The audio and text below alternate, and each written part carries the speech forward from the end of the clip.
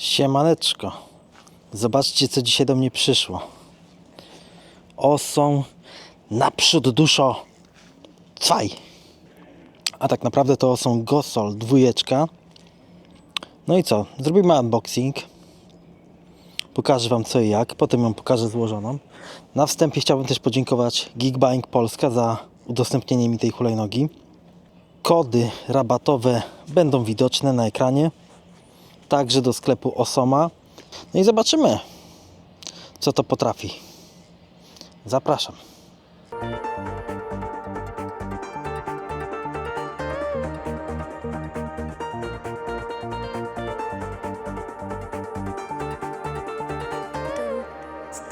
Słuchajcie, zobaczcie, na początek to opakowanie jest już chciałem zabluźnić, ale dobra, bardzo małe. Oczywiście tego w tej skali tutaj nie widać, ale ono jest 3 razy mniejsze niż w Thunderze trójce. W sensie 3 razy ogólnie objętościowo, bo w Thunderze dwójce, nie trójce, była taka szeroka i wiecie, taka wysokie pudło.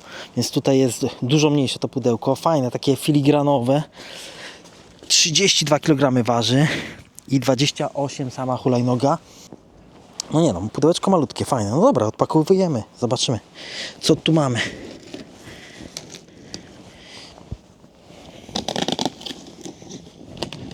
Zobaczymy.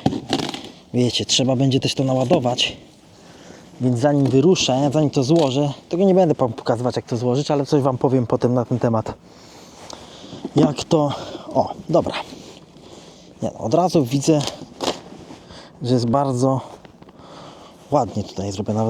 Nawet taka instrukcja, zobaczcie, jest w takim fajnym opakowaniu. Na zacisk taki zrobiona. No i słuchajcie. Podobno jest w języku polskim. Bardzo fajnie zrobiona, twarda i okładce. Jest polski, angielski, włoski, francuski, niemiecki. Jest polski, jest po polsku. Więc bardzo fajnie. Wiecie, no, dla takiego konia jak ja, to ja nawet nie będę patrzył na tą instrukcję, ponieważ ja to wszystko wiem. Siedzę w hulajnogach jakiś czas. Ale dla osób, które zaczynają z hulajnogami, bo powiem wam wprost, ta hulajnoga jest właśnie dla takich mniej więcej osób, to taka instrukcja jest czymś ważnym. Więc dobrze, że jest w języku polskim. Prawdopodobnie wiecie, jakoś tam przy translatorem zrobiona, może w jakimś czacie czy czymś. Jakąś tam, karta gwarancyjna. Wiecie, no te karty gwarancyjne to teraz niewiele znaczą, bo i tak to wszystko jest w systemie, jest cyfrowo. Mamy taką smyczkę. To chyba nie jest, jest NFC, ale dziwna ta karta NFC jest, bo powiem wam, że ona jest taka trochę, plastikowa, fajna, duża. Zupełnie coś innego niż to, co widzieliśmy. Jest tak jakby, nie wiem, tak jakaś akredytacja. Smyczka bardzo porządna. No, gumka taka. Także pierwsze wrażenie bardzo dobre. Bardzo dobre.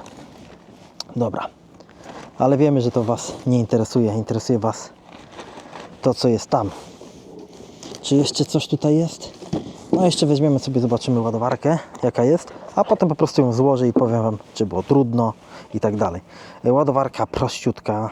Taką miałem kiedyś w Joyorze Y6S. 2A, więc spoko. Przy 13 baterii, no to będzie się ładować około 6 do 7 godzin. No dobra, znalazłem lampeczkę. Zobaczcie, na takie piny, 3 piny. Wygląda leciutka jest. Myślę, że będzie ok. Kabel jeszcze do tej ładowarki. No i co? Złożę ją i pokażę wam, jak to wygląda. Zobaczcie, co dostałem. Zobaczcie. Mogłem to zrobić w białych rękawiczkach. Elegancko, no ale fajnie, że dodają. Dla recenzentów bardzo fajna rzecz. Nie wiem, po co miałyby być one dla zwykłych osób, które po prostu ją sobie składają, no ale spoko. Tak wygląda złożony Osom naprzód duszo 2. I powiem wam tak. Pierwsza rzecz, o której muszę wspomnieć, to są te śrubki. Nie wiem, czy je dobrze widać, ale wrzucę wam zdjęcie. Tutaj są zastosowane śruby 12 i 9, co było dużym zaskoczeniem dla mnie, gdyż te śruby są najtwardszymi, jakie są możliwe. Słuchajcie, gripy. Zaczniemy od gripów. Twarde, nie do końca wygodne, no ale wiadomo, do zmiany. Moim zdaniem na początek jak najbardziej mogą być. Ujdą w tłumie. Następnie tutaj mamy kierunkowskazy. W ogóle wam pokażę w nocy, jak to działa. Powiem wam tak, te kierunkowskazy ogólnie no wydają się fajne, widoczne, ale głównie z przodu. Nie wiem jak to będzie z tyłu. Wiecie, jak jakiś będzie zapaśnik duży, szeroki, to może być tego nie widać. Ale zobaczymy, polecimy dronem i będziemy wiedzieć, czy nas widać. Dalej. Tu macie taką konsolkę i tak klakson. Powiem Wam tak, ten klakson to jest zamontowany w tej lampce.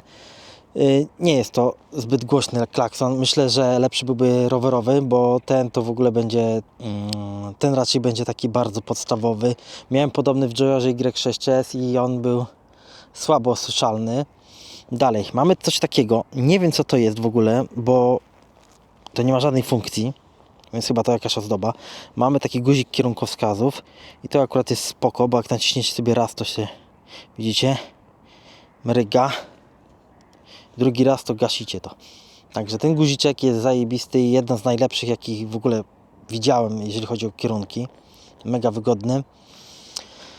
No ale mamy taki haczyk, oczywiście do składania tej hulajnogi.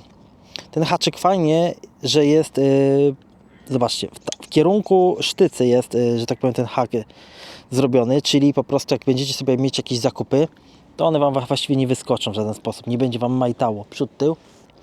Mamy taką manetkę, zobaczcie, minus, plus, czyli ustawienie biegów. Jak przytrzymacie dłużej ten guzik, to będzie Wam się załączy latarka, lampa.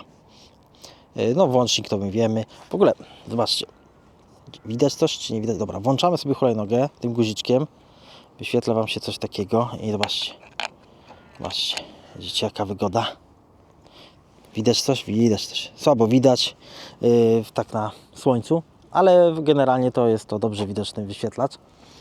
Powiem Wam tak, fajnie, że dają kluczyki NFC, dają dwa Wam kluczyki NFC takie małe i jedną taką dużą kartę i w tej cenie, a to jest cena 1799 zł w sklepie Geekbuying. Nie pamiętam jaka jest cena w sklepie Osom, ale chyba ta sama.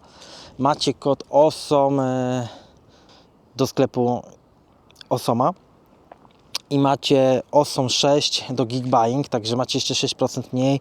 Wychodzi to Wam wtedy poniżej 1700 zł.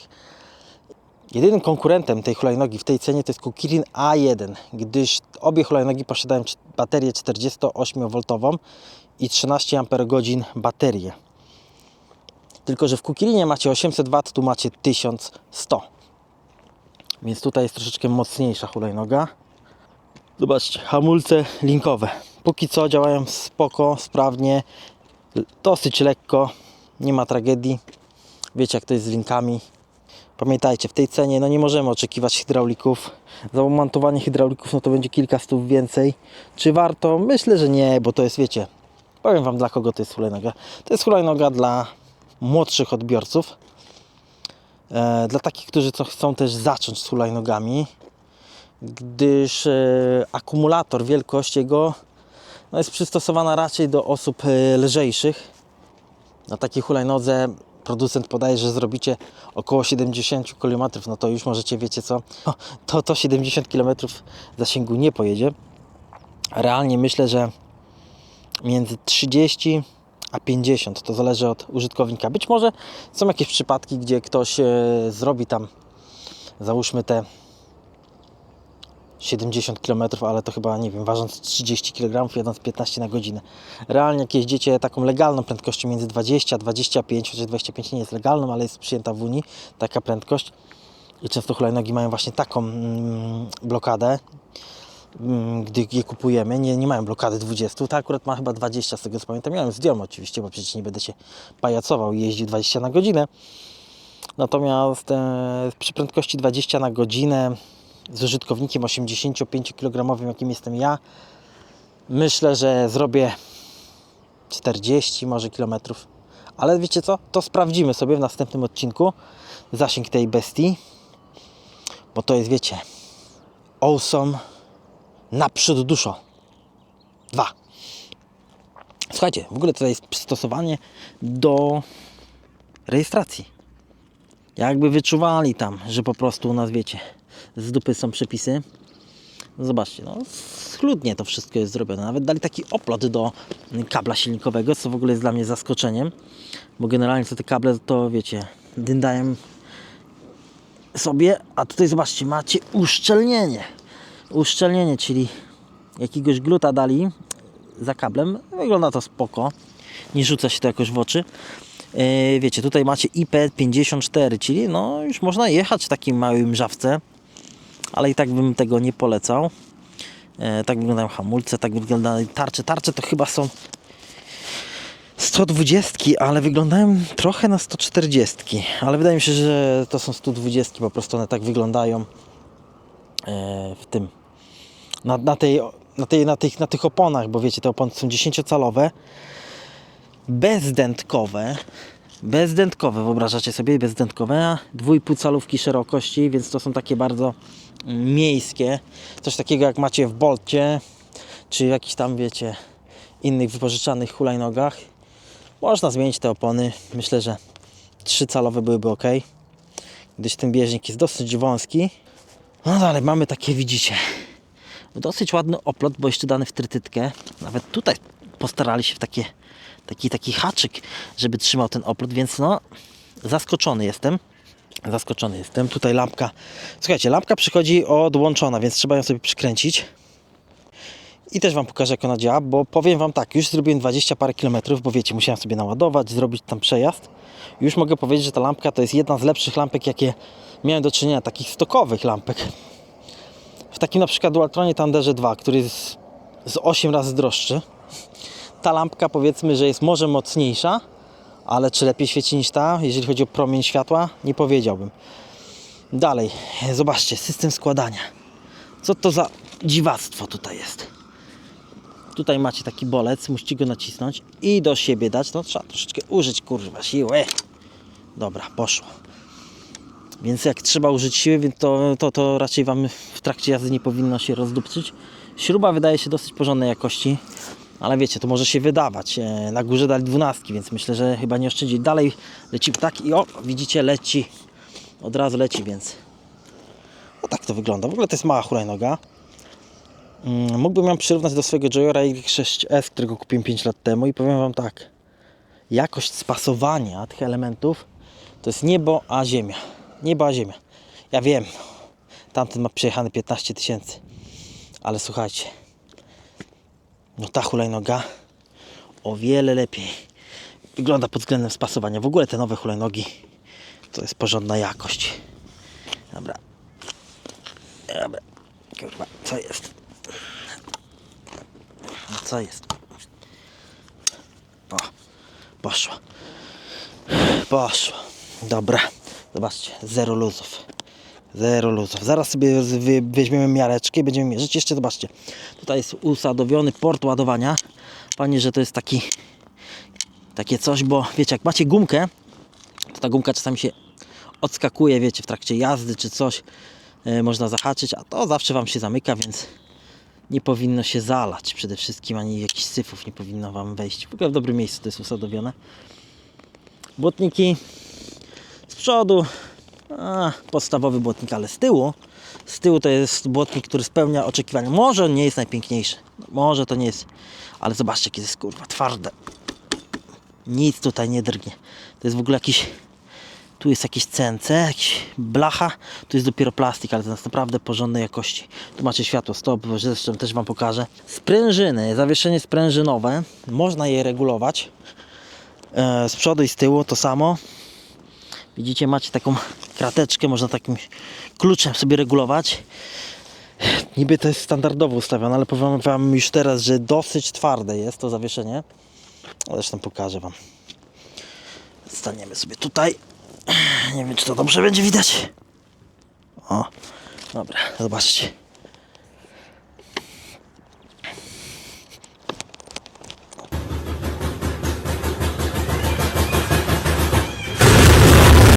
Odbija się jak, nie wiem, na trampolinie. No więc widzicie. Dosyć twardo. Jak ja się przejechałem pierwszy raz, to miałem takie wrażenie, jakbym jechał Dualtronem troszkę. Na przykład taki konkurent Kirin A1 to już ma w ogóle jeszcze twardsze zawieszenie, bo tam jest elastomerowe. Więc to na pewno jest lepsze. Ogniwo jest to samo. 13, 48V. Ale lepiej to wygląda. Chociaż nie, powiem Wam, że A1 Kukirin też nieźle wygląda, ale już powiem Wam, że tym się jeździ lepiej. Ale teraz przejdziemy do wymiarów. A, jeszcze jedna rzecz. Być może bardzo ważna i najważniejsza dla początkujących, którzy chcą sobie kupić hulajnogę. Przegląd zerowy. Mało o tym osób mówi, ale tutaj moim zdaniem tego przeglądu nie trzeba, gdyż wyjmujecie tą hulajnogę z pudełeczka, składacie sztyce, skręcacie śrubeczki pod siebie i właściwie to jest wszystko. Hamulce już są wyregulowane, wsiadacie, jedziecie. Nie trzeba, wiecie, bujać się z serwisami. Ja na przykład jak kupiłem Joyera Y6S, to od razu oddałem go do przeglądu zerowego. Straciłem pieniądze, bo tak naprawdę oni gówno tam zrobili, gówno przykręcili, sam musiałem dokręcać później, więc jak ktoś chce wiedzieć, który to serwis w Łodzi tak robi, to ja mogę powiedzieć, ale tam wiecie. Także nie polecam tego serwisu, nic tam nie zrobili, także wiecie, przegląd zerowy tutaj nie jest potrzebny. W ogóle 5 lat minęło, odkąd pierwszy raz miałem swoją hulajnogę i dużo się zmieniło w segmencie takich budżetowych hulajnog. To jest niebo a ziemia. Dopiero gdzieś tak chyba 3 lata temu zauważyłem, że te hulajnogi były lepszej jakości. Jak wyszły Kukirin G2, chyba Maxy i tak dalej. Teraz to po prostu robią dobre hulajnogi w dobrej cenie. Także ta jest cena, to jest taki, wiecie co, lepsza opcja od Xiaomi w tej cenie. No dobra, biorę tą miarkę. O, zobaczcie. No, trzeba zmierzyć dek. Najpierw dek sobie zmierzymy. Dek ma szerokość 18,5 cm. Czy to dużo? No zobaczcie, ja mam stopę 44. I tak to wygląda. Tu macie jedną stopę i tu właściwie macie drugą stopę na podnóżku. I to będzie ustawienie bardzo dobre. Bardzo dobre to będzie ustawienie. Zmieszczą się dwie stopy, więc jak ktoś jest mniejszy i nie ma takich, wiecie, kulosów jak ja 44, no to będzie dla niego to wygodne. Może nie staniecie, to wiecie, stopą obok siebie, ale tak wiecie, to i tak nie powinno się tak stawać. To powinno się właśnie jedna do przodu, druga do tyłu. Także tutaj mieszczą się dwie stopy 44 razem z podnóżkiem, więc jest ok, optymalnie, więcej nie trzeba. Chociaż jak ktoś jeździ na takich wielkich hulajnogach jak ja, to może czuć się troszeczkę przytłoczony.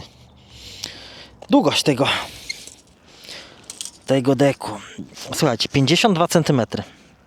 52 cm jak widzimy, a coś Wam zaraz powiem ciekawego. A z podnóżkiem no to będzie takie 65-66. Coś Wam powiem, 52 macie długość deku.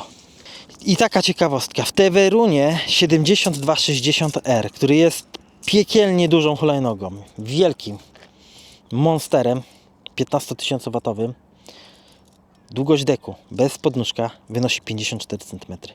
Więc tylko 2 cm ten dek jest krótszy niż w Teverunie 7260R, co pokażę Wam na zdjęciu. Więc długość jest dobra. Naprawdę długościowo jest ta hulajnoga długa. Myślę, że takie maksymalne proporcje legalności zostały tutaj wykorzystane. Więc to jest ok. No dobra, teraz jedna ważna rzecz będzie, czyli długość od deku do kierownicy. Bardzo mnie to ciekawi z jednego względu. Poczekajcie, wyprostujemy sobie. Tak jak myślałem, 105 cm. Słuchajcie, właśnie, dlaczego mówię, że to jest ważne? Gdyż jak wsiadłem na tą hulajnogę, to pierwsze co mi się rzuciło w oczy i w odczuciu, to jest wysokość kierownicy. Ta kierownica jest praktycznie na wysokości kierownicy w Nami Berni. To jest bardzo wysoka kierownica i jestem zdziwiony troszeczkę, że producent dał tak wysoką kierownicę, bo uważam, że metr tutaj byłby optymalny, gdyż na przykład w takim Dualtronach, Thunderach i Iglach i tych mniejszych macie kierownicę na wysokości około 96 chyba centymetrów i tam jest za nisko, ale rozumiem, to jest inny profil hulajnogi. W Nami Berni macie około 105, chyba 108, nie pamiętam dokładnie ile i to jest bardzo wysoka kierownica. Tu macie 105, 106. To jest bardzo wysoko. Ja mam w Thunderze chyba 103 albo 104 i ona jest optymalna pod mój wzrost, czyli 1,78 m, ale dziwię się troszeczkę producentowi, że daje taką wysoką kierownicę, gdyż jeździ się na niej na początku dziwnie i wydaje się, wiecie, jakbyście mieli te łapy tak wysoko, można się do tego przyzwyczaić oczywiście, ale ta hulajnoga moim zdaniem celuje w segment osób mniejszych, młodszych, niższych, może jakichś kobiet, wiecie, które też są niższe, więc to może być irytujące, taka wysokość kierownicy, aczkolwiek jak ktoś nie ma punktu odniesienia do mniejszych kierownic, to się przyzwyczai i zapomni o tym. Natomiast, tak jak mówię, jak ktoś ma 1,78 m tak jak ja, to jest ta kierownica ok, może troszkę za wysoka, ale jest ok. Natomiast jak ktoś ma mniej, no to będzie musiał się dużo przyzwyczaić. Szerokość kierownicy. Szerokość razem z kierunkami to jest 72 cm, ale słuchajcie, kierunki się nie liczą, no przecież tu łapy nie będziemy stawiać, nie? Tu będziemy. Więc bez tych kierunkowskazów mamy 64. 64 to jest taka dosyć wąska kierownica, chociaż optycznie ona wydaje się szeroka przez te kierunki. 64, ja mam w Thunderze 78, więc to jest 14 cm różnicy. To jest dużo, tylko że wiecie, tam to jest duża hulajnoga. Ale wydaje mi się, że to jest ok szerokość. Jedzie się na niej dobrze. I to jest najważniejsze. Nie czujecie, że jesteście, wiecie, kurwa, jak kolarze jakiś. Jacyś, tylko wiecie, no jest ok. Jest dobrze. No, to tyle na początek. Idziemy się przejechać i będę dalej giedakał i opowiadał, co o niej sądzę. No dobra, jedziemy sobie i sprawdzamy, co ta bestia potrafi, bo to wiecie, to jest Awesome Naprzód Duszo 2, więc to nie są przelewki. Tutaj dusza leci. Sprawdzimy zaraz sobie z V-Maxik, ale wiecie, na jakiejś takiej fajniejszej, prostej. Nie będziemy przecież świrować na takiej kostce z dupy. Także, chyba, ale w ogóle powiem wam tak, no miękko nie jest. Więcej oczekiwałem po tym zawieszeniu, ale myślę, że się wyrobi. To jest kwestia czasu. Na razie jedzie się dosyć fajnie, no jeżeli chodzi o nogi, no już się przyzwyczaiłem. Początkowo wydawało mi się, że jest mało miejsca, no ale wiecie, no jak przechodzicie z hulajnogi, która ma o 11 cm szerszy dek, czy tam 12 nawet, i hulajnogi, która ma no po prostu dłuższy też ten dek, o, nie przejedź mnie, to jednak jest to pierwsze wrażenie, ale idzie się przyzwyczaić. Nadal oczywiście dla mnie jest ta kierownica dosyć wysoka, jak ta model po prostu taki, który ma celować, przynajmniej tak mi się wydaje, w segment osób, które tam powiedzmy zaczynają z hulajnogami, albo co bardziej są mniejszymi użytkownikami, mam tu na myśli bardziej takie, wiecie, młodzież, ale generalnie idzie się przyzwyczaić. Zobaczcie. Słuchajcie, no tutaj mamy, tak jak wcześniej wspominałem, 48 V, więc 48 V no to nie jest szalona moc, tak? No 52 jakby tu było, to byłoby dużo lepiej. 60 to już mówimy o hulajnogach troszeczkę droższych. Ale 48 też nie jest złe, bo wiecie, no ja miałem tego Joyora, który ma 48 V i 18 baterię. I ja potrafiłem w skrajnych przypadkach wyciągnąć 80 km zasięgu na nim. Oczywiście, no to były warunki takie typu jadę 20 na godzinę, mam siodełko, wiecie, opory powietrza inne i tak dalej. Natomiast tutaj 13, no wiecie, po 5 latach bym oczekiwał, że jednak ta bateria będzie większa niż 13. O, tu sobie zaraz będziemy sprawdzać V-Max.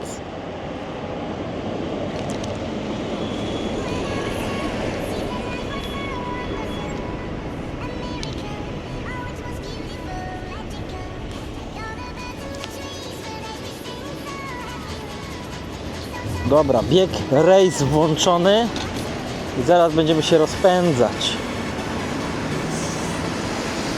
Ja wiem, wy lubicie V-Maxy. Mówiąc wy, mam na myśli tutaj młodzież, ale to nie jest najważniejsze.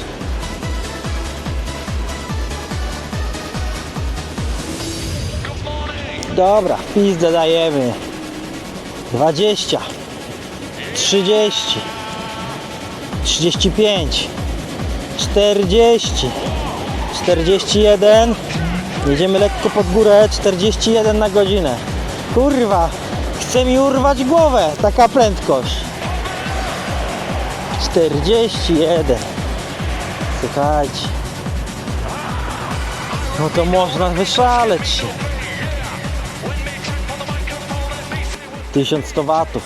I powiem wam, że przyspiesza mi się tą hulajnogą podobnie jak Harley Tigerem, którego miałem, a on miał przecież o jakieś prawie 400 watów więcej mocy, więc ja nie odczuwam tu różnicy. Co ciekawe, ostatnio miałem okazję, był odcinek, przejechać się Kukirinem G4. G4, który jest bardzo chwalony, wiecie, za jakość, że tak powiem, w stosunku jakości ceny do możliwości, że to jest szybka hulajnoga, że w ogóle urywa głowę. Powiem wam tak, wsiadłem na to G4 i dupy nie urwało. Przyspieszenie myślałem, że będzie dużo mocniejsze, jak na 2000 watów. Szczerze powiedziawszy, to ja nie czuję różnicy między tym a G4. Dla mnie to jest niby, wiecie, prawie 1000 watów różnicy. No ale kurwa, jedzie się tak samo. No jedzie się identycznie. Kurwa, gdzie ja pojechałem? Muszę cofnąć, dobra. Jeszcze raz polecimy V-Maxa tutaj. Tylko, muszę zawrócić. Nie tędy, bo chcę pojechać, muszę... O, skrętna jest. Dobra, lecimy, rejs. 20 30 39 40 42 42 na godzinę. No jest moc.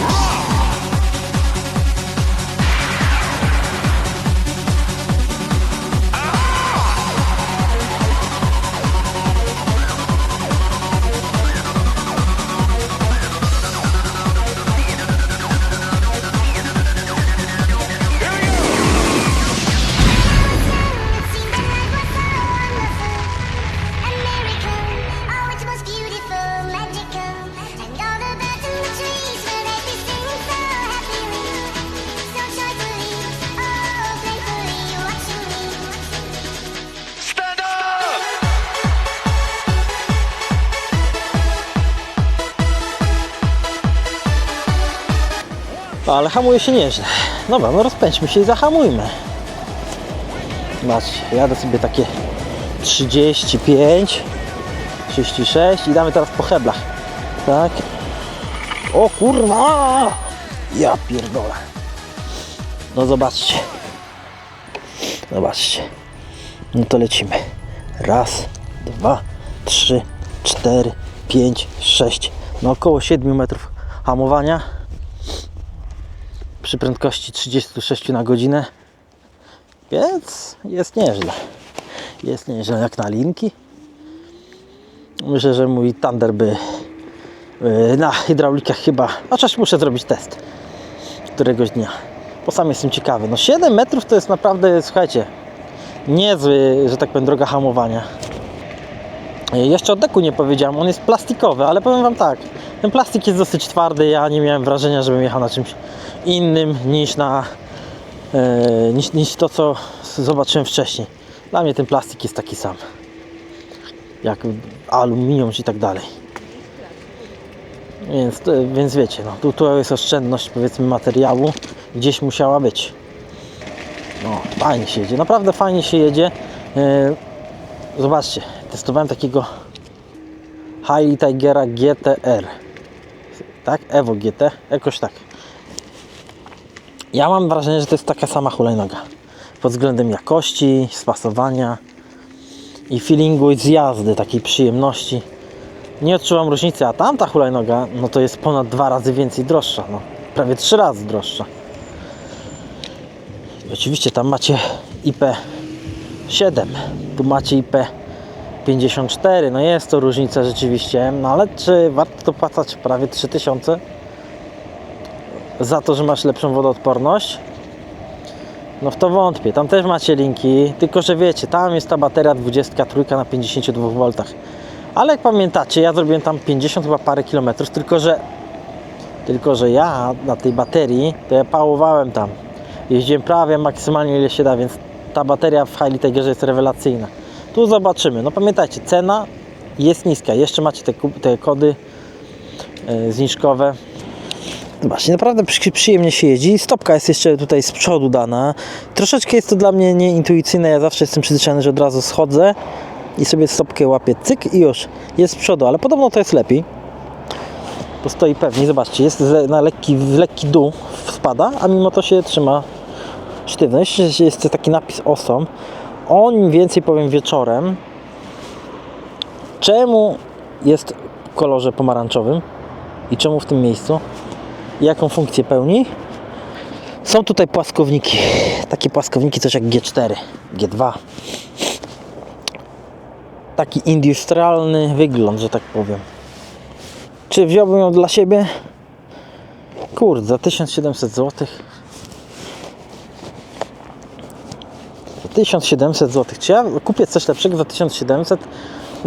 Z taką jakością? Trudno powiedzieć. No na pewno bateria. Pewnie bym dołożył. Są jeszcze dwa inne modele. Jakbyście chcieli większe baterie. To jest tam ten Lalus i nie pamiętam jaki tam. Gosol chyba 2 DT2 Pro? Nie, jakoś tak. Pokażę wam potem. Ta hulajnoga rzeczywiście celuje w osoby lekkie. O, jedzie? Na nami? Nie jedzie. Myślałem, że jedzie kumpel. Jedzie na klimę chyba. Co to jest? O, Kirin G2 Meister. No, popisy robi, bo ma dwa silniki. Ale spokojnie. Wyjedziemy tutaj niedługo bestią. Ta hulajnoga nie jest do ścigania. To zapomnijcie, jeżeli sobie myślicie, że będziecie, wiecie, pałować i się ścigać z kolegami po 70 na godzinę. To nie jest ten target. I to trzeba sobie jasno powiedzieć. To jest dla kobiet lekkich, to jest dla dzieci, młodzieży też lekkiej. Najlepiej osób poniżej 1,70 m, bo powyżej 1,70 m, co ja mówię, bo kierownica jest wysoko. Więc to jest określony produkt, ale uważam, że jakościowo wykonanie jest bardzo solidne, schludne w tej cenie. Nawet bym powiedział, że jakby kosztowała 3,5 tysiąca, to tak spasowana i zrobiona. Wiecie, no to jest prezentacja, to nie jest recenzja. Tak naprawdę, o kolejny, o wariują tutaj. To chyba jest ten Downton Motus. Szaleją na tych hulajnogach, wariaci. Także, kurwa, zapomniałem, co miałem powiedzieć. Ta hulajnoga jest po prostu określona, no. Nie ma co po prostu wieć bawełnę. Nie będziecie tutaj zapierdalać na niej. Ona jest fajna, jak macie też drugą hulajnogę, jak chcecie taką mniejszą do miasta. To jest też, mówię, no, jak nie chcecie, żeby dzieciak się wam zabił, to też spoko. Chociaż 1100 W to czuć, że to idzie sprawnie. I pamiętajcie, cena, no słuchajcie, ja wam powiem tak. Pierwsza hulajnoga to nie powinna być za droga. Najlepiej taka, wiecie, do nauki, do jazdy, żeby się wtrybić. Za te 1700 zł to wy bidy nie macie. O dobra, widzę Witka, jadę tam do niego. To wy tam bidy nie macie. To jest świetna hulajnoga, żeby się nauczyć i wiecie, sobie krzywdy nie zrobić, bo jak wy wsiądziecie od razu w dwa silniki, to wy sobie krzywdę zrobicie. Chyba że jesteście jakimiś ciężkimi pacjentami. O proszę. Rozbujałem tego samasa, proszę zobaczyć. Bardzo piękna hulajnoga. O, porównamy sobie tutaj wielkość. Zobacz, mówiłem, że jest długa. Że jest długi dek. 2 cm obliczyłem, że jest krótszy niż te Verunie 7260R. Hulajnoga za 1700 zł i hulajnoga za 15 tysięcy. Nawet 17, to zależy w jakich konfiguracjach. 10-krotnie droższa. A wielkościowo? No też widać. A, jeszcze ta kierownica, bo mówiłem wam, że jest wysoka. Widzicie? Zobaczcie. Wysoka jest. Wysoka. O. No dobra, zobaczcie jak świeci się lampka nocna w tym osomie. Proszę zobaczyć, jest tak i tak. Widzicie? Zobaczcie na znaki, na drzewa. Można ją troszeczkę wyregulować, żeby może tak nie jebała po oczach. Ale zobaczcie, tak jest z, a tak jest bez. Widzicie? Także no lampka robi bardzo pozytywne wrażenie. O, hyc. O, zobaczcie. Zobaczcie. No mega to wygląda. Powiem wam. Zobaczcie, taka piękna plama. No niezłe oświetlenie. Myślę, że to jest takie, no żeby nie okłamać Was, ile to może być lumenów? Myślę, że to jest jakieś 600 lumenów, może 500, może więcej. Coś koło 600 lumenów, tak mi się wydaje. No wygląda nieźle, no bo w sensie macie taką długi promień światła, który rzeczywiście przy wyższych prędkościach typu 40 na godzinę, no będziecie widzieli wtedy, jak szybko się zmienia ten obraz i będziecie widzieć z daleka, czy nie ma jakichś dziur. Fajnie położona ta lampka jest, naprawdę niezła. No, zobaczcie. Jeszcze tutaj Wam podjechałem. Tu jest troszeczkę ciemniej. O, tak to wygląda. No nieźle. Przyznacie, że kuźwa nieźle to wygląda. Jeszcze z takich ciekawostek. Widzicie, tu jest taki napis Awesome. Awesome. A jak myślicie, dlaczego ten napis jest tutaj? I dlaczego pomarańczowy? Otóż dlatego, jeszcze takie promienie tutaj rzuca. Otóż dlatego, gdyż w unijnych przepisach, głównie polskim, tak, nie wiem czy w unijnych jest tak samo, ale w polskich jest coś takiego, że musisz mieć odblask. Odblasku nie ma, więc jest światło barwy pomarańczowej z boku. Jako taki, nie wiem, pseudo odblask, nie imituje, no w sensie nie imituje odblasku, ale no wiecie, jest coś pomarańczowego. Tutaj jest światło stopu, które nie jest duże, ale jest ładnie zrobione i wygląda nieźle. Co ciekawe, jak damy stop, no to jeszcze mocniej się świeci. Jeszcze mocniej. A zaraz zdejmiemy kamerkę tutaj. Stop. No, nieźle to wygląda. Naprawdę jest git. Jedziemy się dalej przejechać. Także lecimy. Zobaczcie, jaki cyferblat. Co ciekawe, na tym cyferblacie macie prędkość. Ja zaraz Wam zbliżę. Zobaczcie. 160 na godzinę. No, fantazja tutaj jest duża. Wiadomo, że to poleci 40 maksymalnie, ale 160 jest. Więc taka ciekawostka, jak złapią Was pały i powiedzą, czemu ta hulajnoga ma 160 na liczniku? Czy ona tyle jedzie? No wiecie, to jak w autach, nie? W autach też tam macie 260, 240. To nie oznacza oczywiście, że to auto tyle pojedzie. Na ogół pojedzie o 20% mniej niż to, co pokazuje cyferblat, a nawet może 30. Ale jak policja przyjdzie, zobaczy 160 na tym blacie, no to mogą się przerazić. Wiecie, to jak w tych materiałach TVN, no nie? Kirin G2, który jedzie 80 na godzinę na podniesionym kole.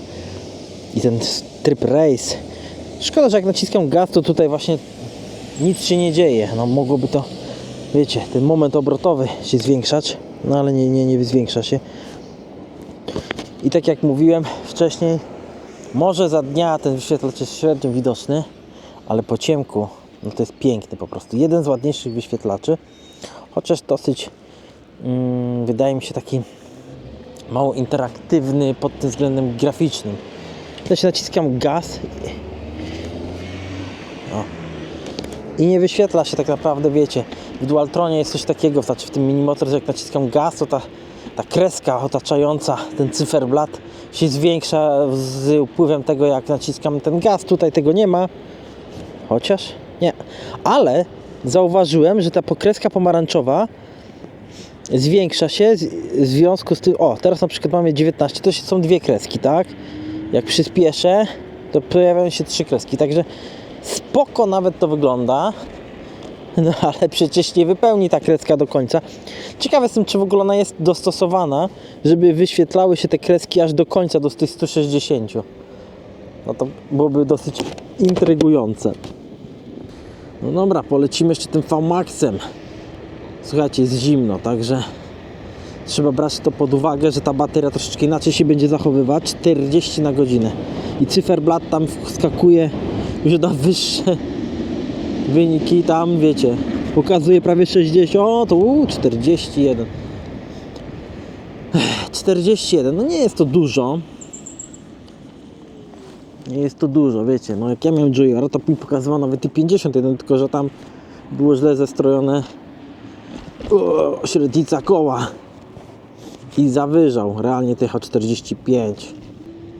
Dziwi mnie to, bo tutaj jest 1100 W, więc powinna być ta hulajnoga szybsza, no ale okej. 40 mi się wydaje jak na pierwsze takie, wiecie, hulajnogę, na taką zachętę do jazdy hulajnogami to spoko, no. Także dzięki, do następnego.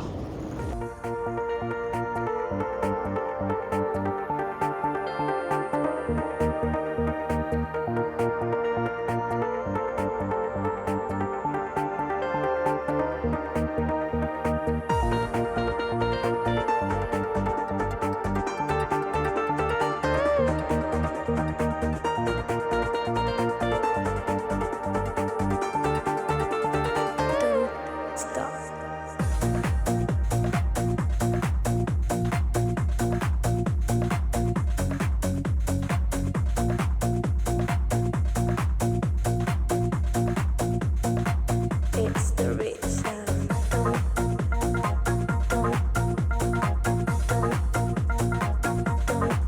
Stop.